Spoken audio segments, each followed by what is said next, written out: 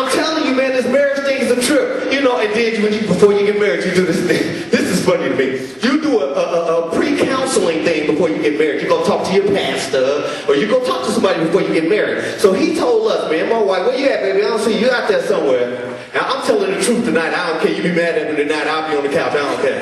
But what we're doing is, you go to the pastor say, when you argue and you can't talk to each other, what you should do is just pass little notes to each other. That way you don't have to talk to each other, and that way you can communicate, you can be okay with it. You know what I'm saying? So you know, when you argue, you're going to revert back to what you know. So just tonight, we arguing again, some crazy stuff. I'm passing those, we at the table eating, baby, pass the salt, turn off the TV. So I was going to try to get a little rest before I came out to the show, right? So I wrote my wife a little note, please wake me up at 6 o'clock, I got to go to the sound check. You know what I'm saying? So I laid down, went to sleep. I woke up, it was 6:45.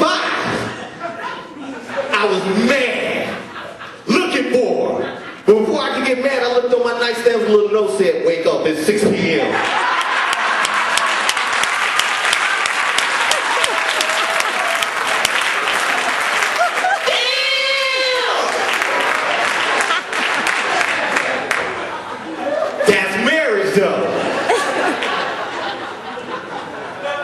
And out of all of that, men, we are still smarter than women. I don't care, boo me. I don't care. I'm used to it.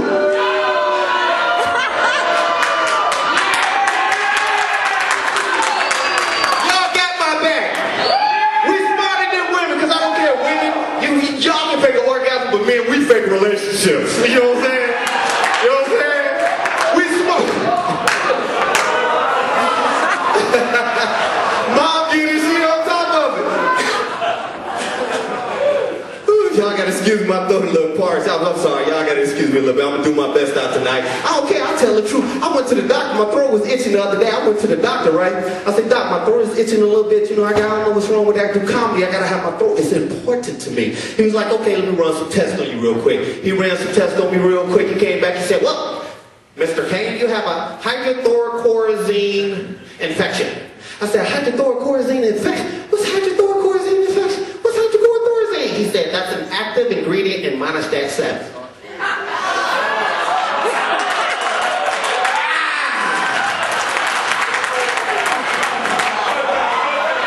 Monostat 7 is some cream. You get it? What are you laughing? I'm laughing at your hairline.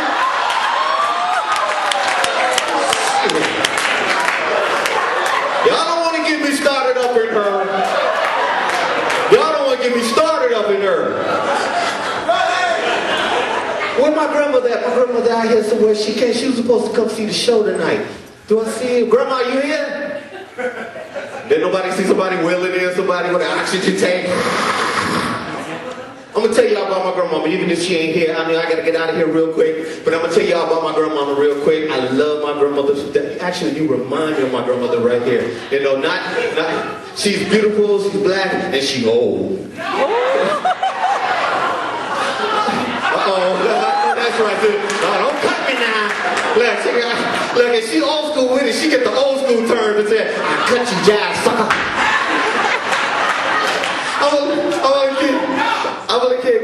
I'm just teasing. I love my grandmother to death. She is off the chain. Let me tell you, my grandfather just passed away. God bless his soul. Okay? But I'm going to tell you about my grandfather. He was a trip. He was a real tight man with his money.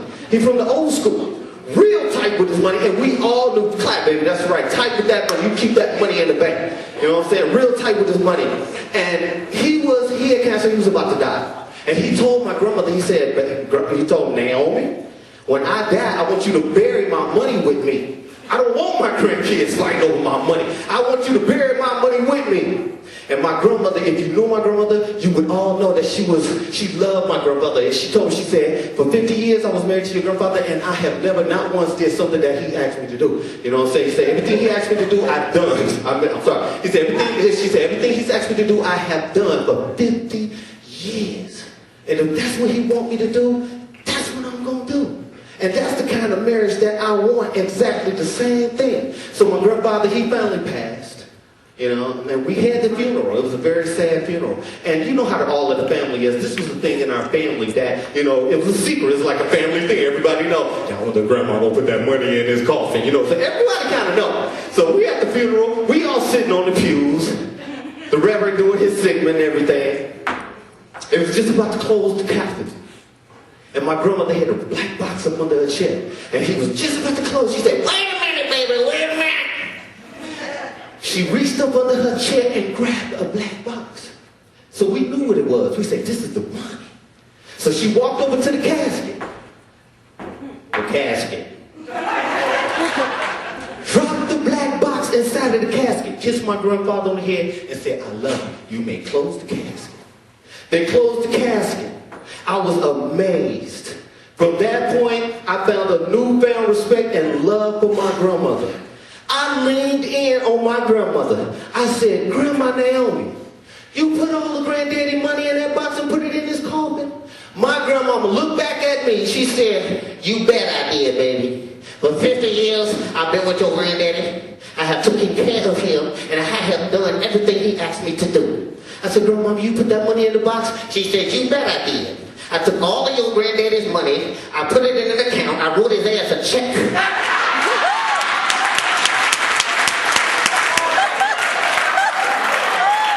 Put it in his coffin. And if his ass can catch that